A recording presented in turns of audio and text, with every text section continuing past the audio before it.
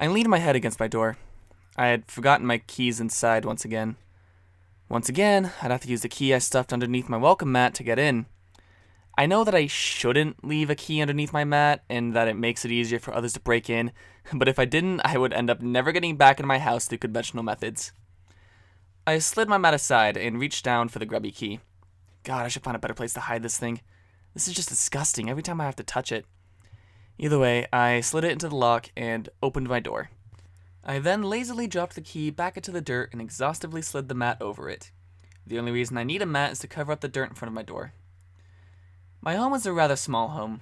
I only have about 6 rooms. I have a front room, a kitchen, a bathroom, a closet, and 2 bedrooms. Each of those rooms branch off from one central hallway, which doesn't have any turns. The first door to the left is the poorly furnished living room, has a couple of wooden chairs and a coffee table. The room straight across from it is my closet. It was built with the idea of quickly storing coats and shoes after entering in mind, clearly. After those 2 rooms are the kitchen and the bathroom. The kitchen is on the left and the bathroom is on the right. It's a rather nice kitchen, honestly. The rest of the house might be cheap and poor, but the kitchen is above par. I have a stove, an oven, a refrigerator, and, get this, an island counter in the center of the kitchen. This is why I don't often keep guests in the front room, because my tiled kitchen is just so much nicer. The last 2 rooms are the 2 bedrooms. One is utterly empty, the one on the left, while the other is my room and thus more full. I haven't had any reason to use the spare bedroom in years, and so it has remained an empty and dead room for quite a long time. I stepped into the house and tossed my shoes and coat into the nearby closet. It had rained a couple of days ago, but it was dry now. However, that didn't mean that the weather wasn't getting progressively chillier. I thought about stopping in my kitchen for a late night snack, but decided against it so I could just get some more rest. It had been way too long since I had just stopped to sleep. My sleeping was certainly getting worse with every day that passed. It was hard to balance a job on top of other, more personal activities. I walked past my kitchen and toward my bedroom. This would be one well-deserved rest. I haven't had the chance to sleep this well in ages. I groggily stumbled into my room and let myself fall onto my floor-bound mattress. I didn't have any need for a taller bed frame, so I didn't bother trying to get one. It's not like anyone came to my bedroom for any reason. God, not that I'd want anyone to come to my bedroom with me. I lay in my bed and closed my eyes. I hadn't bothered turning on any lights in my house now that I thought about it. I had just gotten used to the darkness rather fast. I was okay with that. I didn't like spending any extra money on the electric bill anyway. I opened my eyes and reached for the photo on the floor next to my bed. It was a photo of my long-dead sister. She had died years ago because of a disease. I tried to plead to get her medicine, but none of the doctors cared if I could pay or not. She was only 11 when she died. I still remember how she told me to face the problem head-on. She wouldn't even let me use euphemisms like passing on. She demanded that I acknowledge that she was dying. I couldn't get the word out the first time without crying. She just held me close to her until I could finally say what she wanted. She was a rough little girl. Then again, so was her father. At least until he killed himself after the death of my sister. He didn't even kill himself in an easy way like blood loss or hanging. He just refused to eat until he finally shriveled away. He demanded that I have all of his rations and told me that I was more important to him than he was to himself. That was the point that made me glad that my sister had been so abrasive about her death, because it gave me the courage to tell my father that I didn't give him permission to die. Sadly, he didn't care about whether I gave him permission. So he starved to death. I had been working for a few months already, so I didn't have any issues paying the bills. I was mostly lucky that my coworkers were rather supportive. I kissed the photo frame and put it back. I closed my eyes again, ready to sleep. I slightly hoped that I wouldn't open them in the morning.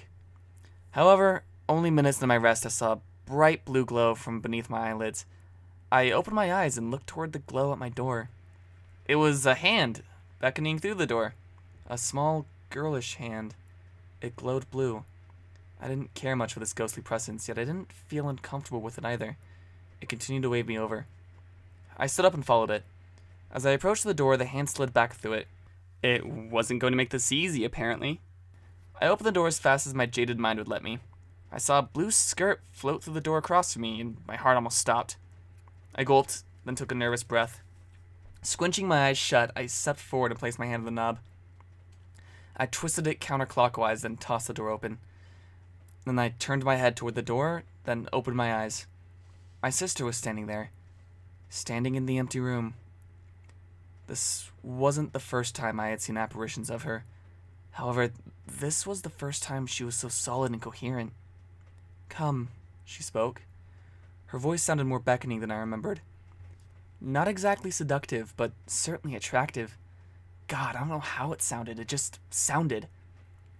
I stepped toward the ghost. "Sif? You're dead." She nodded solemnly. She knew that she was dead too. "That's okay. I can still speak right now in this room. There isn't any reason to be afraid of me. I just want to be here, with you." She had a moth sitting on her finger, and she pushed her finger up and it flew away.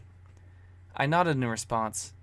She was certainly here, yet the way she said all of that felt just a bit off. "Don't worry. I sound a little strange right now, but that's what happens to ghosts."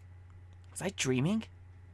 Everything that she was saying felt off, like more off than anything I'd been faced with before. Usually she was bubbly and excited, even when she was dying. Right now she was just so... something. She was too something. "Come here. I will help you sleep." She stretched out her arms, ready to embrace me. It was a stance I knew well, and it was certainly accurate. I stepped toward her. It was one step closer to her than I should have been, yet I couldn't stop myself. "Sif, you shouldn't be here. You died. This is unnatural." I shook my head and stepped backwards from her. She put her arms down and shrugged. "Fine, suit yourself." She then proceeded to walk through the wall that was next to the kitchen. "Sif!" I shouted at her as she slipped through the wall. I turned around to see the door had shut behind me. I didn't hear it, so it must have been a few moments ago. I tore it open and ran into my kitchen. There was a woman standing in the kitchen. I had never known this woman before. "Hello, my child." I stood in place. "I don't know you. I don't want to know you. Get out of my house." I took a step toward the ghost. I was feeling rather gutsy in her comforting presence. "I suppose it isn't true what they say about children knowing their mothers at first sight." She motioned for me to hug her. I wasn't sure whether I should or not. "I've never seen you before. You died when I was an infant, refusing to eat because you thought that I would survive better if I had more food." I wasn't sure if I was saying that to her or for my own sake. "That doesn't matter. I've missed out on so many years of your life, and I don't want to miss any more." She started walking towards me, trying to embrace me. I backed away, matching her pace. "Don't you trust me?" she whimpered. I shook my head. "I've never seen ghosts before, and this is the absolute shittiest time to start." I slid out of the door and forced it closed. I felt calm and collected. I wasn't sure why that was the case. I shook my head and turned to walk back to my bedroom. Before I even took a single step, I heard a quiet hum behind me. I turned to look at it and saw a blue and vaguely human shape slip into my living room wall. Even after seeing that, I didn't panic. I just followed the figure. "Let me guess, my father is in this room?" I stated just before turning into the empty doorway. "That sounds about right." My father was sitting in one of the wooden chairs. He was leaning back and looked relaxed. Once more, I felt perplexed by the appearance of all these people in such quick succession. "You shouldn't be here either. You starved yourself. You died only a few blocks away. You aren't alive." I held my face in my hands. I'd begun crying. I leaned against the doorframe. "That seems about right. I would react the same way if I saw my own dead father in my living room." I heard the chair creak. "Son, there are a few things I would change if I had the second chance. One, I would have had a meal or two before I passed away. The second is that I would have tried to get you and your sister in school. I know that that isn't really possible now, but I thought you might like to know of my regrets." I wiped my eyes with my wrists. "Why are all of you here?" I mumbled, almost as if to myself. "This isn't right!" I screamed, almost as if to the world. "I'm not one to question a good thing, kid. You should just let it go and enjoy my company for a bit." He stretched his arms upwards. "It would be nice to hold you again." I stepped away from the door and away from him. My back hit the wall and I slid down it. I didn't feel right. They didn't sound right. I didn't want this to be right. "I see. Maybe some other time. Stay safe in the meantime." He slid through the wall leading into the kitchen again. I stood up, ready for whatever was going to greet me in the kitchen. I took a tentative step down the hall. My hands were shaking, but not out of fear. I took another step. My heart was pounding and my breath was staggered. I took another step. My teeth were chattering. I took another step and looked into my kitchen. The blue fell through the wall and into the spare room once more. We were back to where we had started. I hoped that the encounter was over. I didn't want this to repeat. Everything was wrong. I walked away from my kitchen and toward my useless room. I opened the door, expecting to see my sister again. Turns out, my expectations were accurate. My sister was in the room again, sobbing in the corner. Sif. I walked halfway across the room and stopped in the center. Do you not love me anymore? She picked her head up and looked toward me. She was crying and looked absolutely shattered. Sif, of course I love you. I did everything in my power to keep you alive. You told me not to die, and I love you for that. You wouldn't let me sacrifice myself like a parents did, and I love you because of that. I leaned down to meet her eye level. Then why didn't you hug me? Why did you deny my affection? She stood up. I stood up with her. Sif, please don't do this to me. I don't need this right now. I'm just trying to sort out what I'm seeing, okay? She screamed and ran away from me, through the wall into the hallway. Sif, wait! I yelled after her and tried to follow her. I burst through the door and into my hallway.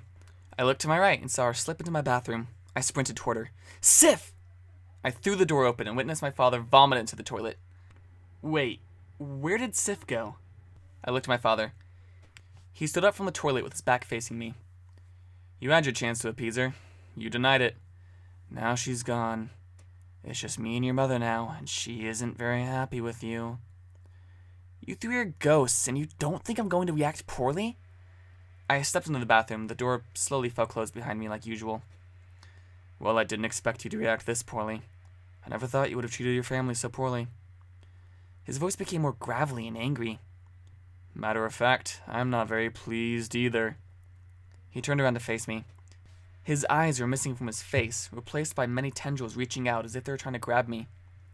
I'm leaving. I hope you're happy dying alone. He turned and stepped through my wall to the right. Wait, Dad! I leapt towards him and missed. He slipped through the wall and I fell to one knee. While I was on the ground, I saw what he had vomited. There were cockroaches swimming in the toilet bowl. I stood up. The wall he escaped through leads to my closet. I shoved the door open and began running to the closet. No one is in there, you know. I stepped in front of the closet door. The voice had come from behind me, and it had come from my living room. You! I turned around, ready to face my mother. It wasn't my mother, however. It was my sister again. Well, it looks like Dad isn't very good at foreshadowing, is he? I stepped toward my sister. Dad doesn't have to do anything to make you happy. She sat in one of the chairs facing away from me. I shuddered. She was probably going to have another dramatic reveal, much like Dad. Look, Sif, I didn't mean to make you feel rejected. I just really don't know what's going on here. I would love to help if you could only explain what's going on. I also don't have to do anything to appease you. You're too late for apologies. She stood up from the chair. I braced myself to see another awful thing. She turned and looked at me. Nothing was wrong. She looked just like she had while in a bedroom. Sif, I saw Dad in the restroom. He vomited cockroaches, then his eyes were replaced with tentacles. Did you see anything like that? I stepped towards her again. One step at a time, I would make it to her. No, I hadn't. But I also hadn't done anything to make Dad furious like you have. Maybe you should retrace your steps. Try to make things right with him. She stood perfectly still. I took another step toward her. That was the point that I realized that there was something wrong with her. Her face was utterly blank. She stared through me as if I was a ghost that she couldn't see. Her eyes looked glossed over as if she had been dead for a few hours. Her eyes were in the exact same state I remember them being. I'm leaving. I don't want to be around you anymore. She walked through the chair and swerved away from me, then faced to the wall to my left. I leaped out of the room and saw Blue slip through my front door. I took a bound toward my front door and shoved it open. It closed behind me as I ran forward. I only ran a few steps in before I tripped and fell onto something soft. It was my bed. I was back in my bedroom. That wasn't right, though. I'd gone outside, hadn't I? I sat up in my bed, then went back over to my door. Took a deep breath, closed my eyes, and pulled my door open. I let the breath out and opened my eyes. I was facing my bedroom once more. I looked back and saw my room behind me as well. I closed my eyes and tried to shake the image out of my head. I opened my eyes again and was greeted by the exact same sight. Regretfully, I stepped forward. The door shut behind me once again. I tried to flick the light switch. I didn't feel it on the wall. I looked to where it should have been, and there was only wall. Out of the corner of my eye, I also noticed my door was missing. I faced the wall where it should have been. I was stuck in a concrete box with a bed and a photo. I laid back down on the bed. I was going to die in here. I sighed. I wasn't angry or sad. I still felt calm. This was exactly as it had been when I was chasing those ghosts. Well, you've got me pinned, guys. Take your revenge or whatever. Can't imagine that any of you would be mad at me for surviving, though. As if on cue, the blue figure floated through the wall. You are a lot more accepting of this than I would have expected. The blue shape was blurry as if I were nearsighted. It became clearer as I looked until it had once again taken the form of my mother. I could easily kill you now. It would take no effort on my part. You'd be gone within a few moments. She paced back and forth in front of me. It seems to me that you would enjoy that too much. No, I have something much better in mind for you. She turned to me and smiled, with all her teeth replaced by jagged shards of glass. A few spidery legs reached up past the teeth. I hope you enjoy your stay.